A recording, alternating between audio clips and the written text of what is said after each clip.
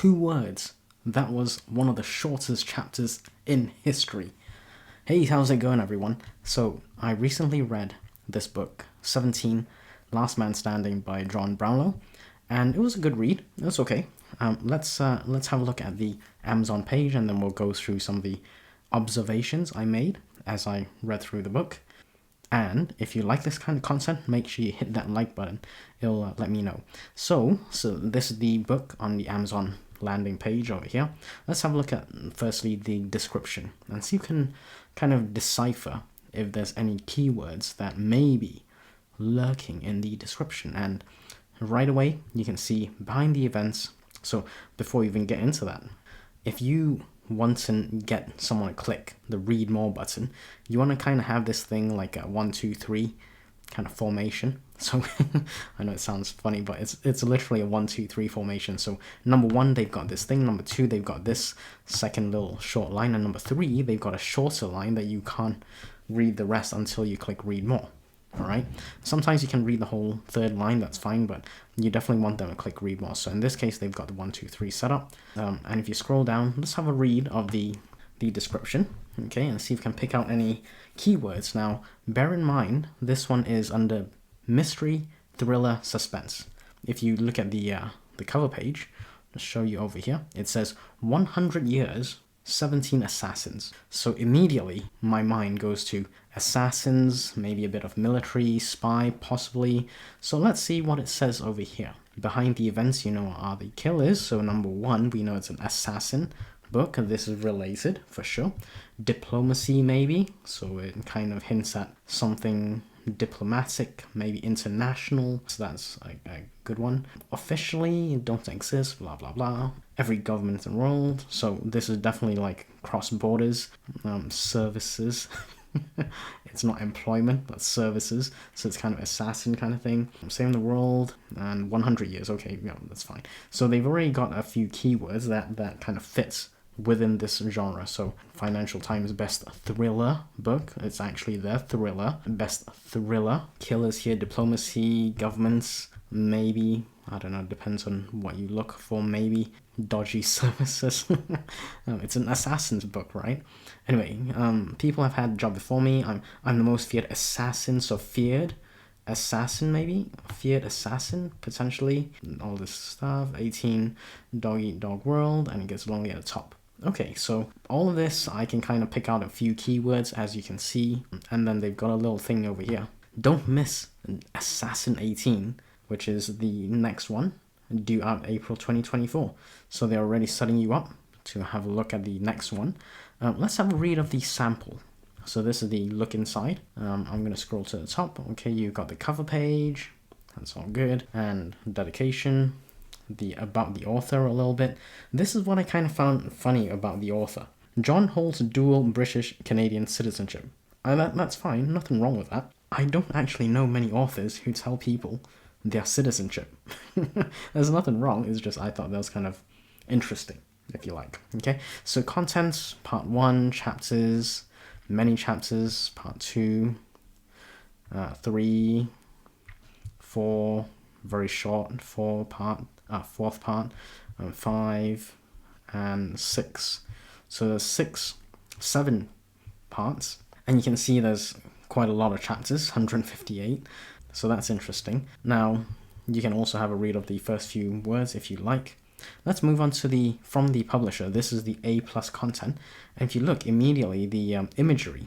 There's the yellow imagery that kind of matches the cover. All right, and then they've decided to use effectively editorial or reviews from famous people. That's okay, but it all matches up, so it visually looks good.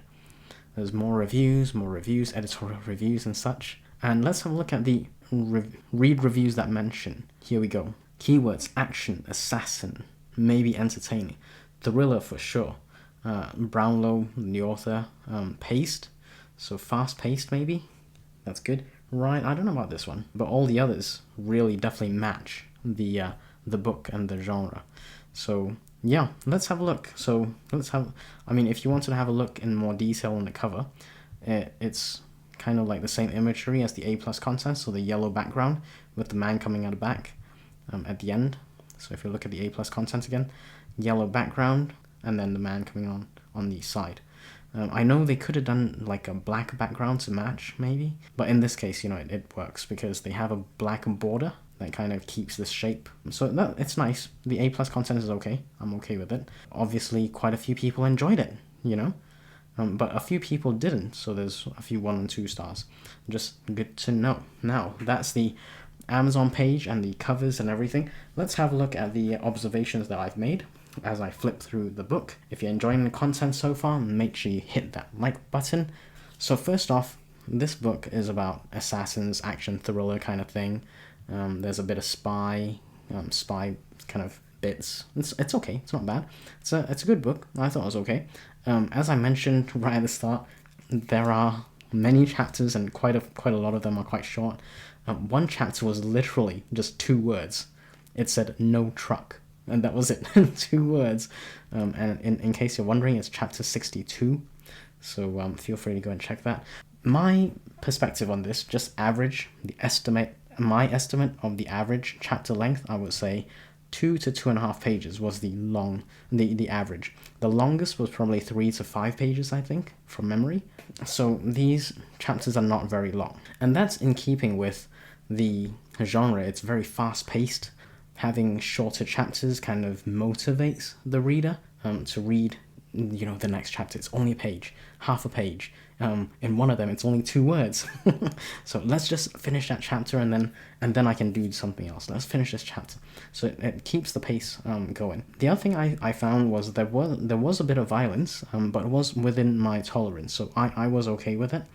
The main character is male, and the backstory was weaved in to the book, and it was so tastefully done. It does not lose the reader at all. So in one instance, for example, the main character, who's an assassin, he's trying to count down to a kill shot. So he's about to pull the trigger, but in his mind, he's counting down 5, 4, 3, 2, 1, that kind of thing. In between counting down, so it'll be like 5, and then a bit of the backstory, 4, a bit of the backstory, 3, a bit of the backstory, and so on. So it kind of kept the pace going, which is really cool. It was really tastefully done, so I really like that. It's something I hope I can emulate in the future with my writing. The book is written in the first-person point of view, but there's also a first-person narrating to the reader perspective. So it's kind of like a Deadpool or She-Hulk from the Marvel movies. They are self-aware and literally they talk to the audience.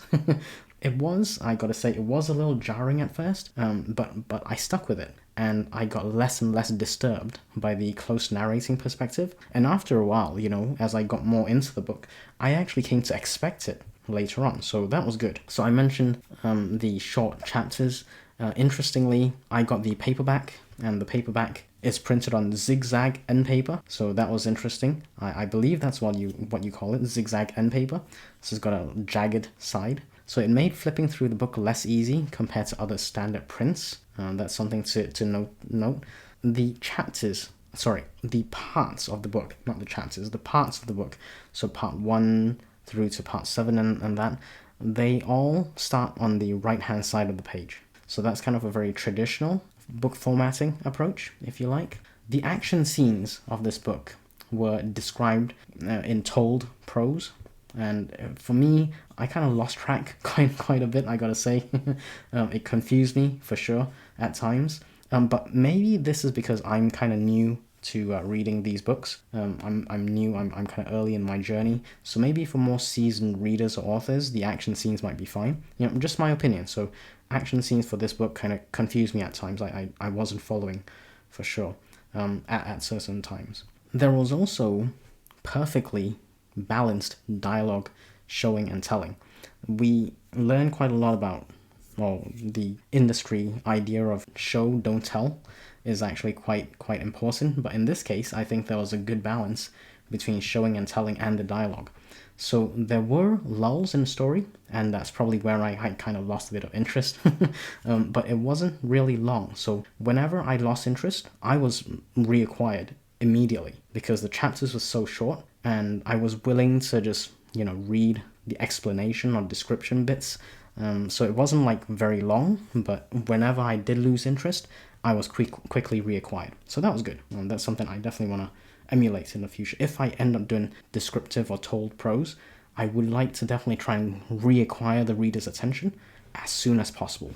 So that's something to learn for me. And finally, I really liked the ending. 17 kind of took over, and there was 16 who was in the background, and then 17 took over, so that was really nice.